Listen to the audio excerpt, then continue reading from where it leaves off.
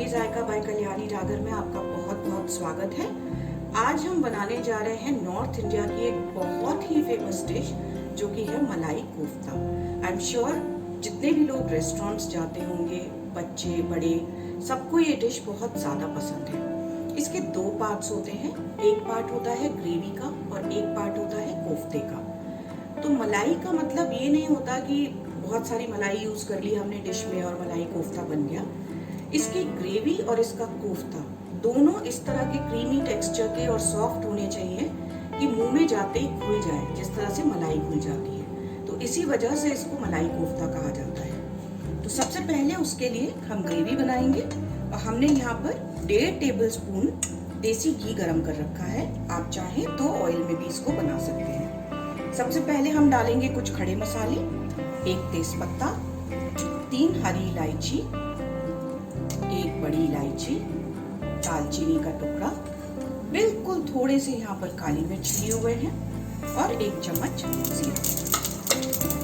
इन सारी चीजों को हमें काला नहीं करना है, बस हल्का सा ये तड़कने लग जाए तो हमने यहाँ 2 मीडियम साइज के प्याज रखे हुए हैं रफली चॉप करके, वो इसमें डाल देंगे। इनको भी हमें ब्राउन नहीं करना है, किसी भी चीज़ को इस ग्रेवी में हमें ओवरकुक नहीं करना है।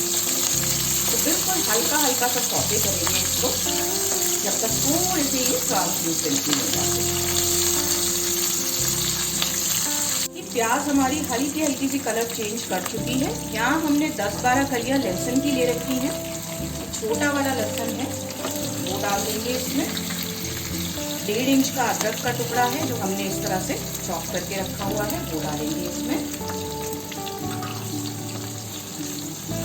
1 चम्मच में इसमें हरी मिर्च यूज कर रही हूँ।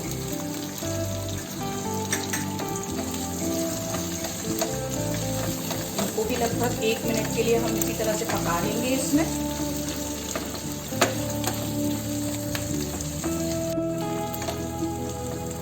एक मिनट बाद हम इसमें डालेंगे ये 15-20 काजू के पीस। प्याज और काजू जो डलता है ग्रेवी में, उससे एक बहुत ही अच्छी सी मिठास आती है और काजू एक बहुत अच्छा सा टेक्सचर देता है। और साथ ही टमाटर जो डलते हैं उससे हल्की सी खटास आती है। तो ये जो मिक्सचर होता है, इस तरह की ग्रेवी बनती है इसकी। साथ ही मैंने जैसा आपको पहले बताया था कि इसको ज़्यादा किसी चीज़ को हमें ब्राउन नहीं करना है। अब हम इसमें डालेंगे ये 4 मीडियम साइज के टमाटर जो हमने रफली चॉप करके रखे हुए हैं। 2 मीडियम साइज के हमने इसमें प्याज यूज किए हैं, 4 मीडियम साइज के हम इसमें टमाटर यूज कर रहे हैं। इसके साथ ही अब इसमें हम डालेंगे सूखा मसाला,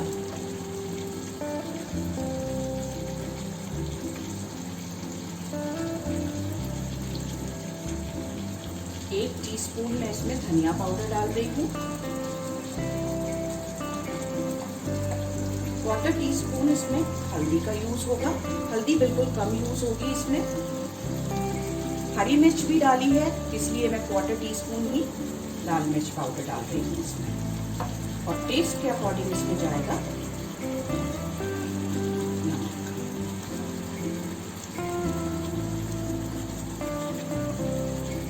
सारी चीजों को हम अच्छी तरह से मिक्स कर लेंगे। लगभग 1 मिनट तक हम मसालों को भी इसी तरह से भून लेंगे तेल में।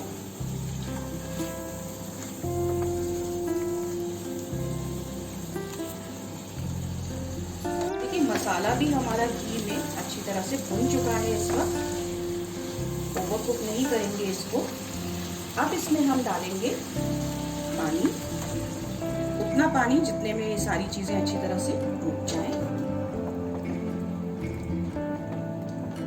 इसे मिक्स करेंगे और ढक्कन लगा के इसे तब तक पका लेंगे या बॉईल कर लेंगे जब तक हमारे जो टमाटर हैं और बाकी सारी चीजें हैं वो बिल्कुल मैशी नहीं हो जाते। तो जब तक हमारा मसाला रेडी हो रहा है, ग्रेवी बन रही है, तब तक हम अपने कोफ्ते की तैयारी कर लेते हैं।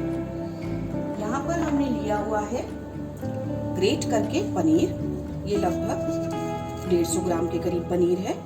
इसमें अब हम डालेंगे टेस्ट के अकॉर्डिंग नमक, थोड़ी सी इसमें जाएगी काली मिर्च, ये अदरक रखा हुआ है हमने ग्रेट करके, ये डालेंगे इसमें। थोड़ी सी हरी मिर्च है कटी हुई, वो डालेंगे। जितना हमने पनीर लिया हुआ है उसका आधा हम आलू डालेंगे इसमें। पनीर के टेस्ट को किसी को भी एम्पायर नहीं करना है, इसलिए चीजें हमें उसी हिसाब से डालनी है। थोड़ा सा हम इसमें मावा डालेंगे या खोआ डालेंगे, बिल्कुल थोड़ा सा, जिससे कि हल्का सा जो एक स्वीट फ्लेवर आता है वो आए इसमें। अब इन सारी चीजों को अच्छी तरह से हाथ से मिक्स करेंगे।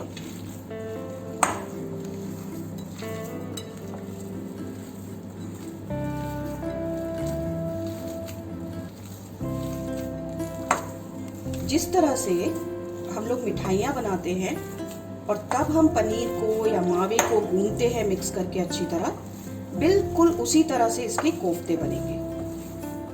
आप ये ना करें कि बस आपने मिक्स कर दिया और वो रेडी हो गया। इसको आपको थोड़ी देर तक अच्छी तरह से इसी तरह से हाथ से क्रश करते हुए गूंथना है, जब तक ये बिल्कुल क्रीमी सा ना हो जाए। ये हमारे मिक्सचर को हमने अच्छी तरह गूंथ लिया है। यहाँ हमने काजू, पिस्ता और किशमिश, इसकी स्टफिंग बनाने के लिए इनको बहुत ही छोटा छोटा काट के रखा हुआ है, फाइनली चॉप करके। ये मैंने कॉर्नस्टार्च लिया हुआ है। थोड़ी सी बाइंडिंग के लिए इसमें हम डालेंगे 1.5 चम्मच के करीब कॉर्नस्टार्च। जैसा कि मैंने आपको पहले भी कहा, किसी की भी क्वांटिटी इतनी नहीं होनी चाहिए कि पनीर के टेस्ट को एम्पायर कर ले। सबसे अच्छा टेस्ट इसमें जो आता है वो पनीर का ही होना चाहिए। बस बाइंडिंग की वजह से हमें इन चीजों को यूज करना पड़ता है।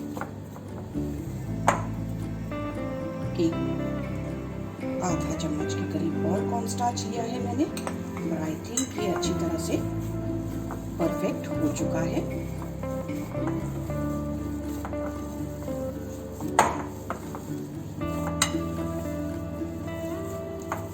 इसका इस तरह से एक डो बन जाना चाहिए, ये चिपकना नहीं चाहिए साइड्स में कहीं पर भी।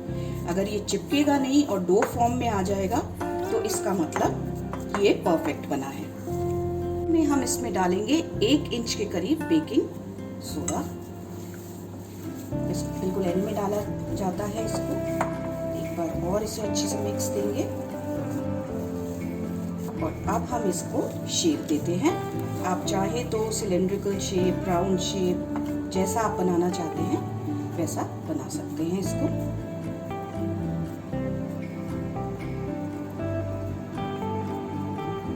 थोड़ी सी मैं इसमें स्टफिंग लूंगी, स्टफिंग को भरेंगे और इसको इस तरह से राउंड कर देंगे।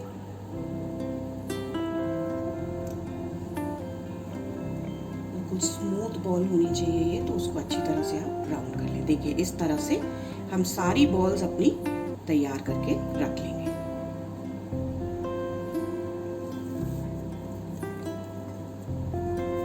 जब तक हमारी ग्रेवी पक रही है, हमने ये सारे कोफ्ते बना के रेडी कर लिए हैं इस तरह से।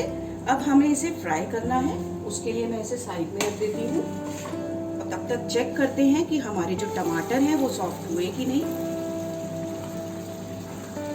ग्रेवी अच्छी तरह से हमारी पक चुकी है, टमाटर भी सॉफ्ट हो चुके हैं।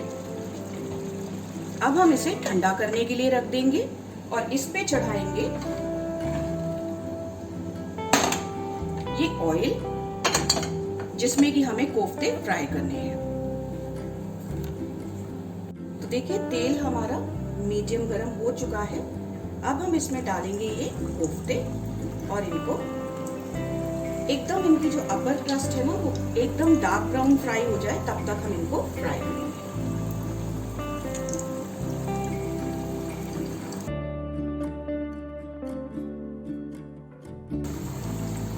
एक बैच को हम फ्राई करते हैं। अभी इन्हें हमें हिलाना नहीं है बिल्कुल, क्योंकि ये बहुत सॉफ्ट होते हैं। तो एक तरफ से फ्राई हो जाए, जैसे अब ये फील हो रहा है कि ये अच्छी तरह फ्राई हो गया, तभी इसे टच करें।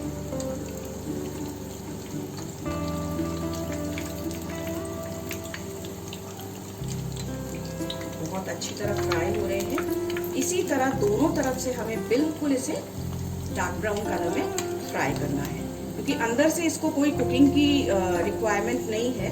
जो भी चीज़ें इसमें डली हुई हैं वो पकी हुई हैं, कच्ची चीज़ें नहीं हैं। तो इसकी जो भी कुकिंग होनी है वो सिर्फ आउटर लेयर पे होनी है। इसको क्रिस्पी सा होना है आउटर लेयर पे, और अंदर से एकदम सॉफ्ट होना है। तो इसको तब तक के लिए हम फ्राई कर लेते हैं। देखिए अब आ गया है इनका एक्चुअल कलर जो हमें चाहिए। अब मैं इन्हें एक प्लेट पे निकाल देती हूँ। इसी तरह से हमारे जितने भी कोफ्ते हैं वो हम फ्राई कर लेंगे।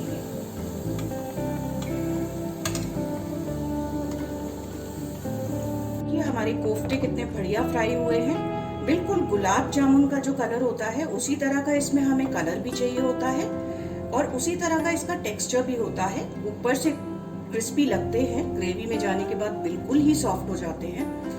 और साथ ही हमने यहाँ पर वो जो ग्रेवी थी हमारी, उसको हमने मिक्सर जार में डाल के रखा हुआ है। अब हम इसे पीस लेंगे, एक फाइन पेस्ट बनाना है हमें इसका। ग्रेवी हमने इस तरह से बना ली है, पीस लिया है। अब क्योंकि ये मलाई कोफ्ता है तो फर्दर हम इसे छान लेंगे। दूसरी ग्रेवीज के लिए मैं अक्सर आपको कहती हूँ कि छानने की ज़रूरत नहीं है, बट जैसा कि मैंने आपको बताया कि मलाई कोफ्ते का जो टेक्सचर होता है वो बिल्कुल ही क्रीमी होना चाहिए, तो इसमें कोई भी पार्टिकल्स रिमेनिंग नहीं रहने चाहिए। इसीलिए हम इसको इस तरह से छान लेंगे। हमने अच्छी तरह से छान ली है। यहाँ हमने गैस पे उसी पैन को दोबारा से चढ़ा दिया है। अब इसमें हम डालेंगे ये 1 चम्मच बटर। बटर के साथ ही इसमें जाएगी ये आधी चम्मच लाल मिर्च पाउडर,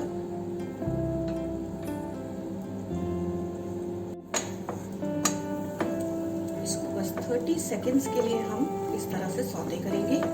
ये बहुत ही अच्छा सा कलर देगी और बहुत अच्छा सा टेक्सचर देगी। अब ग्रेवी को अपनी हम इसमें शिफ्ट कर देंगे।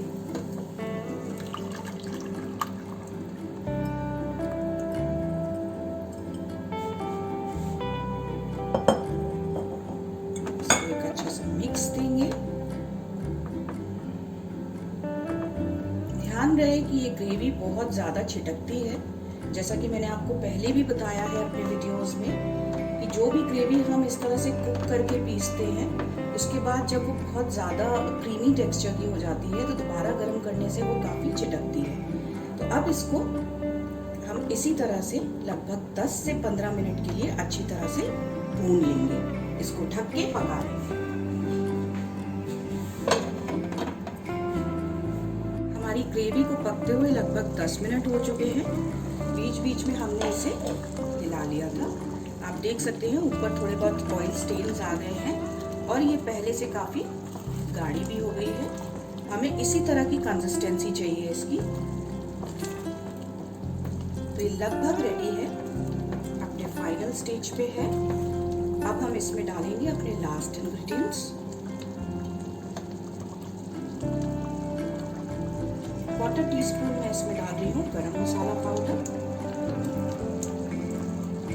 और 1 चम्मच मैं इसमें डाल रही हूँ मलाई। एक चीज हमेशा ध्यान रखें कि जो कोफ्ते होते हैं वो कभी भी ग्रेवी के अंदर नहीं डाले जाते पकाते वक्त। वो आप तब डालें जब आप सर्व कर रहे हो, क्योंकि कोफ्ते जो हैं बहुत सॉफ्ट होते हैं इसके।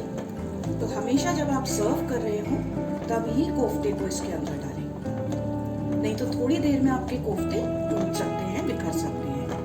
इसीलिए उसको ज़्यादातर जब होटल्स वगैरह में भी सर्व किया जाता है, कोफ्ते हमेशा अलग रखे जाते हैं और ग्रेवी अलग होती है। बस 1 मिनट तक इस तरह से हम इसे और पकाएंगे ढक के, ताकि ये गरम मसाला जो डाला है इसका फ्लेवर इन्फ्यूज हो जाए और फिर हम इसे प्लेट करेंगे। हमने अपनी ग्रेवी इस तरह से एक बोल में डाल ली है। अब इसमें हम अपने कोफ्ते डालेंगे ऊपर से। बहुत ही सॉफ्ट है, हैंडल विद केयर। और इसको हम गार्निश कर देंगे घर की मलाई से।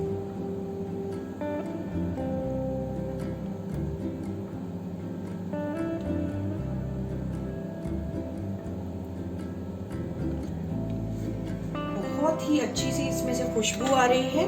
फ्रेंड्स, अगर आपको मेरा ये वीडियो पसंद आया हो तो मेरे चैनल फैमिली जायका बाय कल्याणी डागर को लाइक, शेयर एंड सब्सक्राइब जरूर कीजिए। Thank you.